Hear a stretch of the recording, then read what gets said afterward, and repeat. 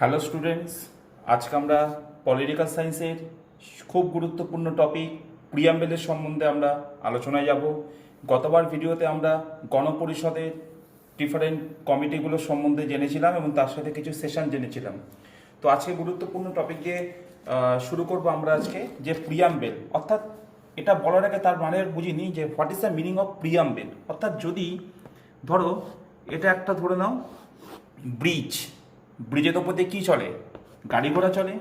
But ব্রিজের ক্ষেত্রে সব থেকে গুরুত্বপূর্ণ জিনিস কি না, ব্রিজকে যে বড় বড় যে পিলার, যে মানে যেটার উপর ডিপেন্ড করে আছে, অর্থাৎ এক একটা পিলার যদি কোনো কারণে নড়বড়ে হয়ে যায় সেটা কিন্তু আজ নয় কাল কিন্তু সে পড়বেই, যেটা আমরা মাঝেরহাট ব্রিজের ক্ষেত্রে আগের বছর দেখেছিলাম, তাই তো? তাহলে এই পিলারটার উপর বেস করেই কিন্তু আমাদের পুরো ব্রিজটা বহন করে আছে। তাহলে এই হচ্ছে সংবিধানের পিলার। আবার বুঝিয়ে দিচ্ছি, এই হচ্ছে সংবিধানের পিলার। আর ব্রিজ কি না, ব্রিজ হচ্ছে এর উপর দিয়ে যে ডিফারেন্ট বিভিন্ন যে নিয়ম কানুনগুলো আসছে, অর্থাৎ কনস্টিটিউশন, সংবিধান যে হচ্ছে, অর্থাৎ এই হচ্ছে পিলার। এর উপর দিয়ে, ব্রিজের উপর দিয়ে গাছ যেগুলো বাস টাস যা যাচ্ছে সেটাকে আমরা বলছি নতুন নিয়মে বা নতুন যে সংবিধানের আইন কানুনগুলো আসছে সেটাই হচ্ছে মানে কনস্টিটিউশন। ঠিক আছে, নেক্সট আমরা জানবো হচ্ছে একটা পিলার কী কী নিয়ে গঠিত হয়। একটা পিলার তো ইট বালি পাথর সিমেন্ট ইত্যাদি নিয়ে গঠিত হয়, কিন্তু আমরা তো এখানে পিলারে ইট বালি পাথর সিমেন্ট বলতে পারবো না প্রিয়াম্বেলে। তো আমরা প্রিয়াম্বেলের রেসপেক্টে আমরা বলতে পারি যে প্রিয়াম্বেল কী কী নিয়ে গঠিত হয়। অর্থাৎ প্রিয়াম্বেল কিন্তু তিনটে জিনিস নিয়ে গঠিত হয়। ফার্স্ট, প্রথমটাকে আমরা বলবো পার্টস, অর্থাৎ অধ্যায়। অর্থাৎ প্রিয়াম্বেলের প্রথম অংশটা কি? অধ্যায়। ঠিক আছে। সেকেন্ড, অর্থাৎ আর্টিকেলস মানে ধারা। তাহলে প্রথমটা গেল পার্ট মানে অধ্যায়, সেকেন্ডটা গেল আর্টিকেলস মানে ধারা, আর 3 নম্বরটা হচ্ছে শিডিউলস অর্থাৎ তপশিলি। তাহলে প্রথমটা পার্ট, সেকেন্ডটা আর্টিকেল, 3 নম্বরটা শিডিউল। তাহলে যদি মনে করি এই তিনটে হচ্ছে প্রিয়াম্বেলের উপাদান, অর্থাৎ প্রিয়াম্বেল এই তিনটে জিনিস নিয়ে প্রিয়াম্বেল গঠিত। যদি আমরা বলি এই মুহূর্তে পার্ট কতগুলো আছে, না এই মুহূর্তে পার্ট আছে 25, আগে ছিল 22। কেন আমরা এইভাবে লিখলাম? কারণ পার্ট আমরা সবসময় রোমান হরফে লিখি সংবিধানে।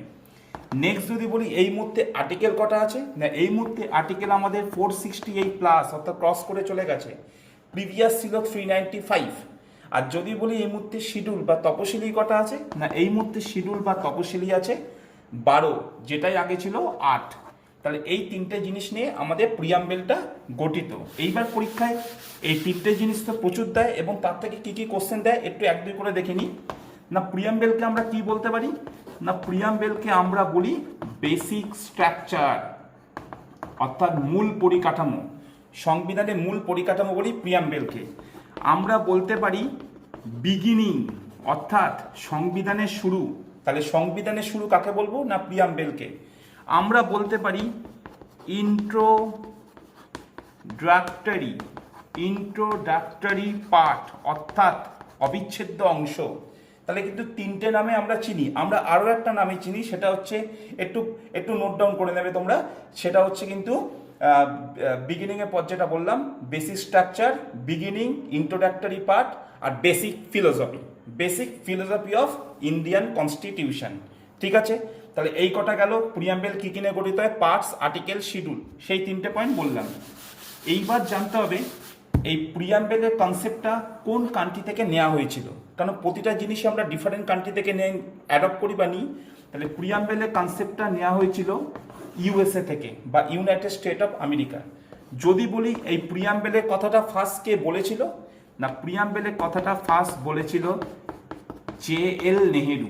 খুব গুরুত্বপূর্ণ টপিক, যেখান থেকে কিন্তু আমরা বিভিন্ন কোশ্চেন ফেস করি। যদি বলি এই প্রিয়াম্বেল যে ল্যাঙ্গুয়েজে ইউজ হয়েছিল, অর্থাৎ প্রথমে যে ল্যাঙ্গুয়েজে ইউজ হয়েছিল প্রিয়াম্বেলে, সেটা তো আমরা নিজেদের সুবিধাতে অ্যাডপ্ট করেছি। তাহলে যদি কোশ্চেন দেয় প্রিয়াম্বেলের ল্যাঙ্গুয়েজটা কোথা থেকে অ্যাডপ্ট করা হয়েছে, না সেটাও কিন্তু আমাদের জানতে হবে। প্রচুরবার পরীক্ষায় দেয় প্রিয়াম্বেলের ল্যাঙ্গুয়েজটা অ্যাডপ্ট হয়েছে অস্ট্রেলিয়া থেকে। তাহলে এইগুলো পয়েন্ট কিন্তু আমাদের মাথায় রাখতে হবে।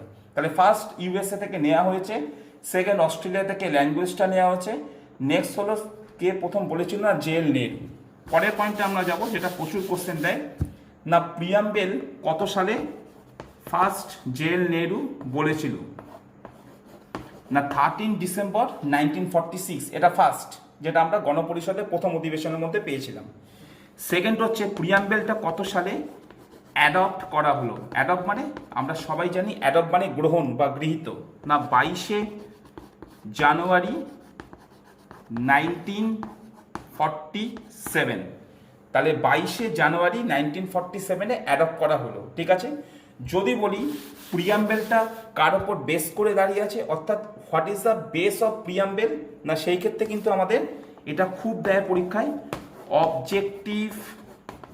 অবজেক্টিভ রিজলিউশন, অর্থাৎ সংবিধানের যে মৌখিক আকারে তার উপর বেস করে প্রিয়াম্বেলটা দাঁড়িয়ে আছে, নাকি অবজেক্টিভ রিজলিউশন, ঠিক আছে। পরের পয়েন্ট, আমরা পরের পয়েন্টে যাব। আমি 5খানা টার্ম লিখবো, সেই 5খানা টার্ম থেকে কিন্তু পরীক্ষায় কোশ্চেন দেয়। ফার্স্ট লিখব সোভেরিয়ান, আমরা সবাই জানি সার্বভৌমত্ব। নেক্সট লিখব সোশ্যালিস্ট, অর্থাৎ সমাজতান্ত্রিক। নেক্সট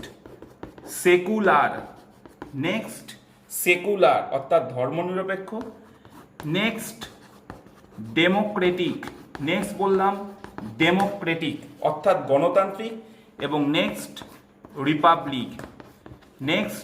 রিপাবলিক, অর্থাৎ প্রজাতন্ত্র। অর্থাৎ এই 5খানা টার্ম কিন্তু আমরা প্রিয়াম্বেলে কিন্তু পরপর পাবো, কিন্তু পরীক্ষায় কোশ্চেন দেয় এই 5খানা টার্মটা এলোমেলোভাবে সাজিয়ে দেয়, সিকোয়েন্স ওয়াইজ কিন্তু আমাদের পরীক্ষায় সাজাতে হয়। তাহলে এই হচ্ছে সিকোয়েন্স, একটু সাজিয়ে নেবে, একটু দেখে নেবে। পরীক্ষায় কোশ্চেন দেয় এই টার্মগুলো কোনটা কোথা থেকে নেওয়া হয়েছে। তাহলে যদি বলি এই সোভেরিয়ান টার্মটা কোথা থেকে নেওয়া হয়েছে, না সোভেরিয়ানটা নেওয়া হচ্ছে ইউকে থেকে বা ইউনাইটেড কিংডম।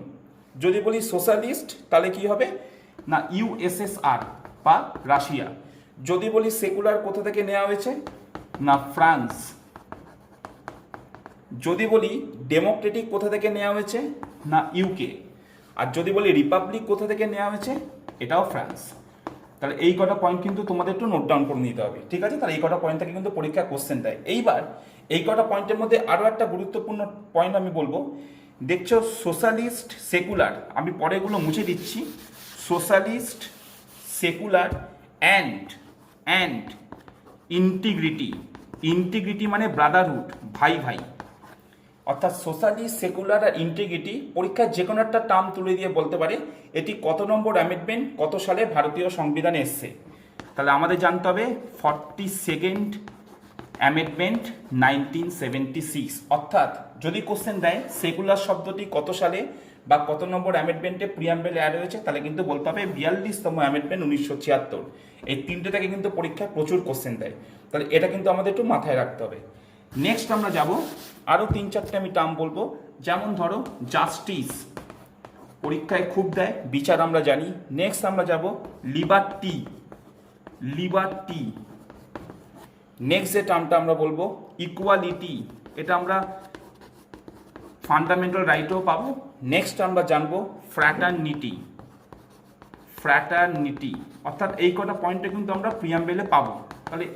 তাহলে যদি বলি জাস্টিস কোথা থেকে নেওয়া হয়েছে, না জাস্টিস শব্দটি রাশিয়া থেকে নেওয়া হয়েছে। বারবার বলছি স্টুডেন্ট, একটু মাথায় রাখতে হবে কোনটা পড়বো, কতটা পড়বো, কোনটুকু পড়বো।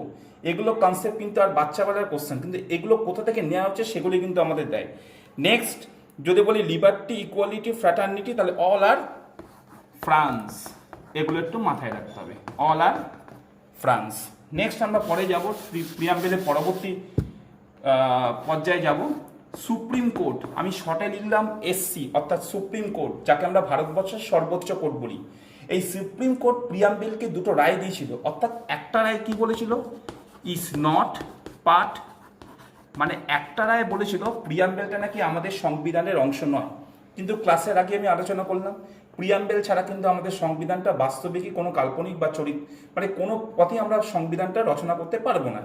তাহলে পরবর্তীকালে সেই সুপ্রিম কোর্টই আবার নিজের রায়টা বদলে কি দিয়েছিল, না ইজ পার্ট অফ কনস্টিটিউশন। অর্থাৎ আমাদের ছাত্রছাত্রীদের দুটো জানতে হবে কোন কেসের এগেনস্টে সুপ্রিম কোর্ট প্রিয়াম্বেলকে বলেছিল নট অফ দ্য, প্রিয়াম্বেল সংবিধানের অংশ নয়, এবং কোন কেসের এগেনস্টে সুপ্রিম কোর্ট বলেছিল it is a part of our constitution. Just আমাদের কেস দুটোর নাম এবং এই কেস দুটো কত সালে হয়েছিল সেটা পরীক্ষা আমাদের জানতে হবে। তাহলে যদি বলি is not part of the constitution, সেই ক্ষেত্রে কিন্তু হবে, খুব দেয় পরীক্ষায়, বেরু বাড়ি কেস, সালটা হচ্ছে 1960। আবার বললাম বেরুবাড়ি কেস 1960। আর যদি বলি কোন কেসের এগেন্সটে হ্যাঁ বলেছিল, তখন হবে কেশবানন্দ ভারতী, কেশবানন্দ ভারতী কেস, সালটা 1973। তাহলে কোন কেসের এগেন্সটে প্রিয়াম্বেলকে বলেছিল সুপ্রিম কোর্টের অংশ নয়, বেরুবাড়ি কেস 1960। আর কোন কেসের এগেন্সটে বলেছিল যে it is a part of our constitution, না কেশবানন্দ ভারতী কেস 1973। আমি লাস্ট কনসেপ্টে যাবো। তাহলে আশা করি একটা ধারণা মোটামুটি এইটুকু থেকে কিন্তু বিভিন্ন টাইপের কিন্তু কোশ্চেন আমাদের যে কোনো লেভেলে কিন্তু পরীক্ষায় আসতে পারে।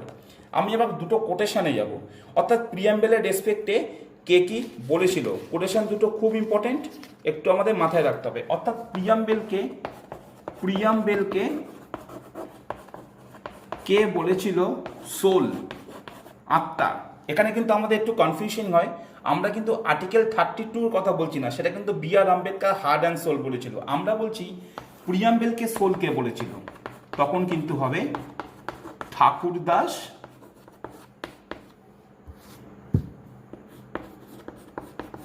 ভার্গব। ঠিক আছে। আর যদি বলি প্রিয়াম্বেলকে কে বলেছিল পলিটিক্যাল হরোস্কোপ, এটা কিন্তু প্রচুর ইম্পর্টেন্ট। প্রিয়াম্বেলকে কে বলেছিল পলিটিক্যাল হরোস্কোপ, অনেকবার পরীক্ষায় এসছে, সেই ক্ষেত্রে কিন্তু কে এম মুন্সি।